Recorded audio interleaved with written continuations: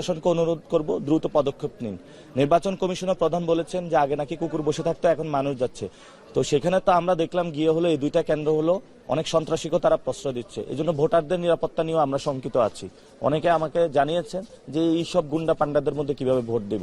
তারা পুরো সামনে রোডের মধ্যে সবাইকে নিয়ে বসে আছে। এলাকা থেকে লোক নিয়ে আসছে, বাহির থেকে লোক নিয়ে আসছে। শুনছি যে নাকি তার সে জন্মস্থান কিশোরগঞ্জ থেকে লোক নিয়ে আসছে। আলাদা করে কি এই দুইটা কেন্দ্রের কথা আপনি নির্বাচন কমিশনে বা কোথাও জানিয়েছেন? হ্যাঁ, জানিয়েছি তাদেরকে, আমরা তাদেরকে জানিয়েছি এবং লিখিত এখনো দেই নাই, লিখিত দিব আমরা। আর অন্যান্য জায়গায় যাচ্ছি এবং আমাদের এনএক্সে এজেন্ট ঢুকতে দেওয়া হয় না, এটা আমরা খোঁজ পেয়েছি। আর এখানে আলহামদুলিল্লাহ আমি এজেন্ট পেয়েছি, ভোট সুষ্ঠুভাবে হচ্ছে।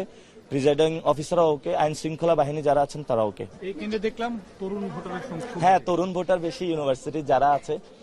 আমি তো ইউনিভার্সিটিতে পড়াশোনা করছি, সবাইকে দেখে সে আমার সেই ইউনিভার্সিটি